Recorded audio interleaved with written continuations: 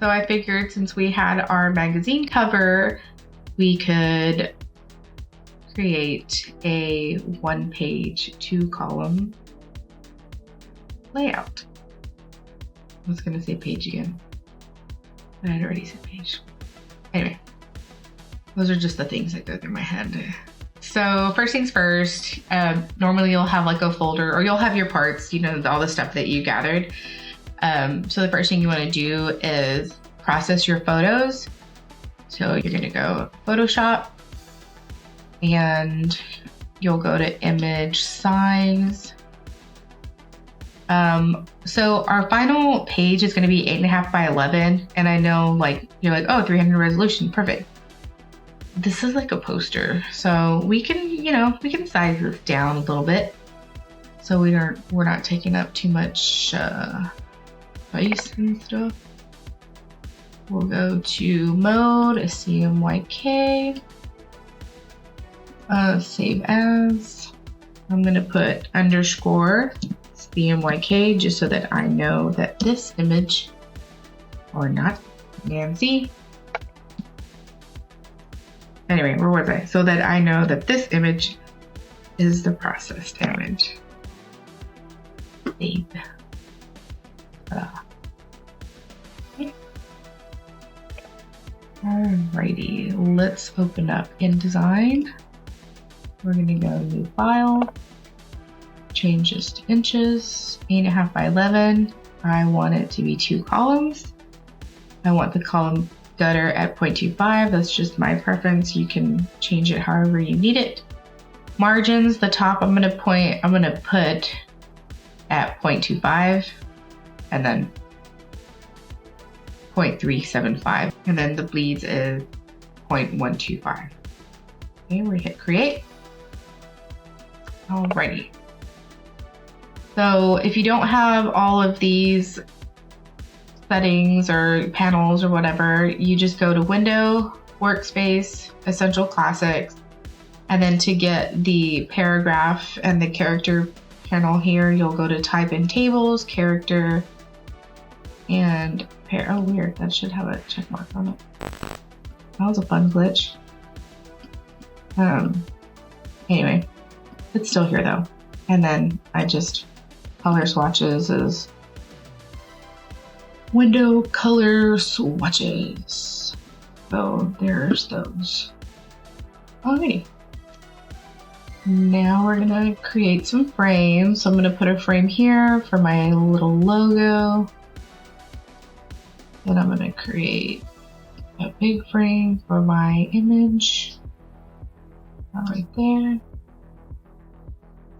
You can grab your text box, create a frame, select it, it's a little too close, and then go up here and put your columns, and then just make sure that your gutter is the 0.25 so it matches your background. Let's get the text.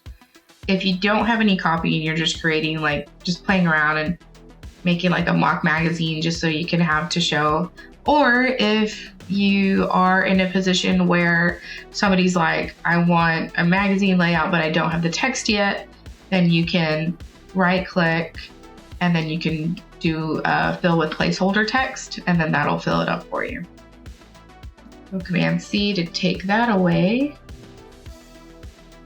Let's go get our text. Amplitude, I'm gonna leave it on book, 12 points. And then let's go back to our Word document. Right click, copy, Command V. And then here, see, it's telling you there's an error because this is saying that your copy went over. All right, so from this point, I'm going to go ahead and create another text box here so we can add our folio. Now it's kind of like playing Tetris, you know what I mean? You're just going to set up your stuff. Wander magazine. I'm gonna highlight magazine and make that light just to give it a professional look. And then we're gonna make our number light as well, just to give it to some like visual balance. Okay. Oops. Actually, let me click the fit to frame. Will bring our frame close to our text, and then I'm putting it right on the line. I'm going to open up my text here.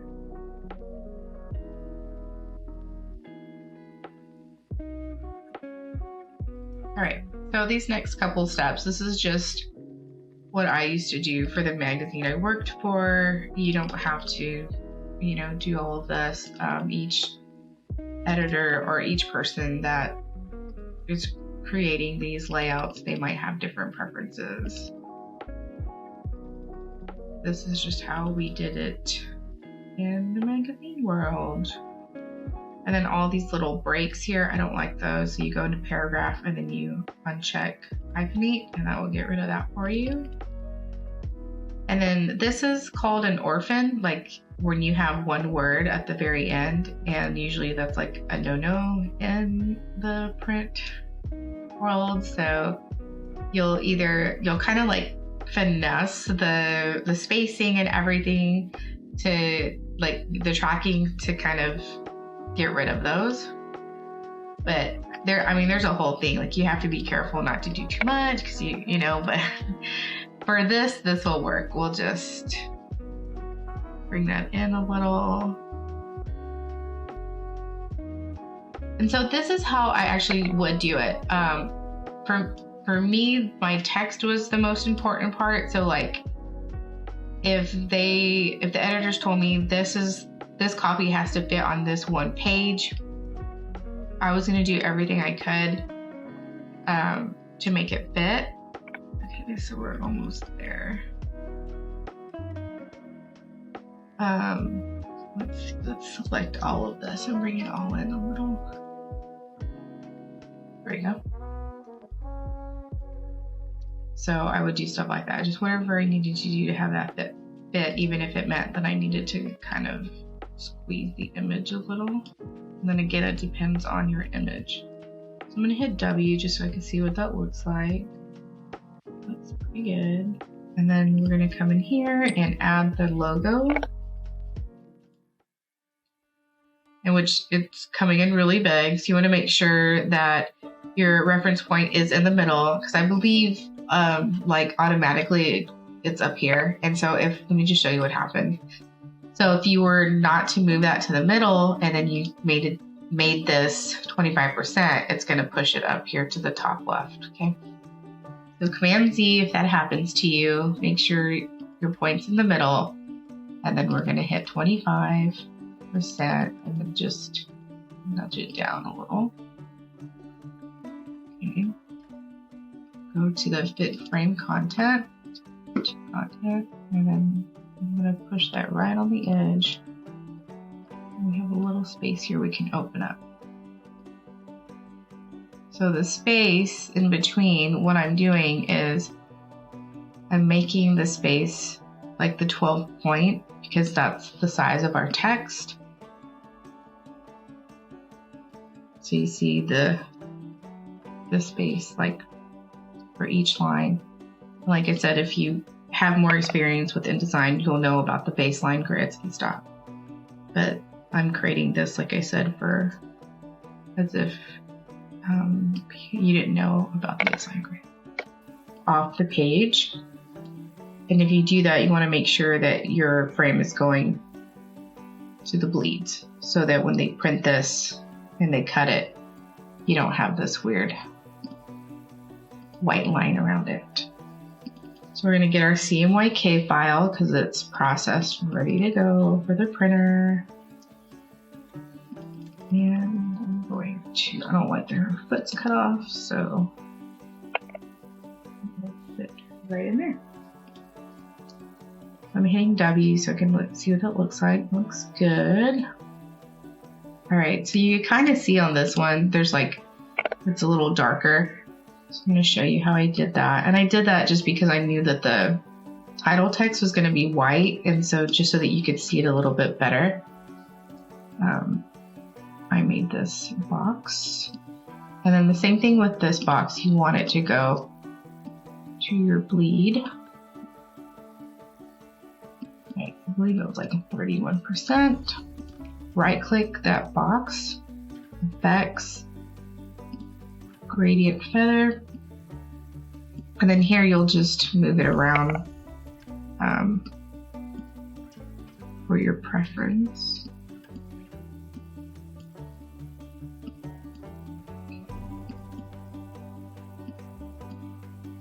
Alright.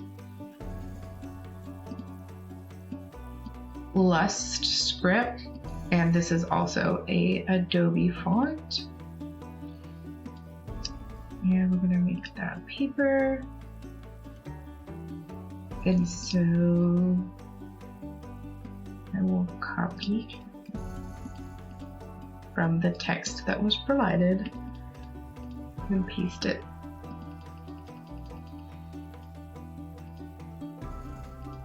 Alrighty. So you have like the main title and the subtitle. This is our subtitle. We'll make that paper.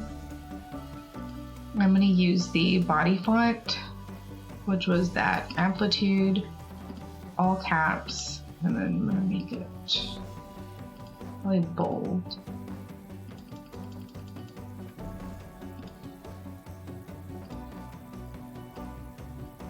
I just want to fit that right underneath there. There you have it. Ta-da. So from here, make sure you save it. Save as, and you can just do like work,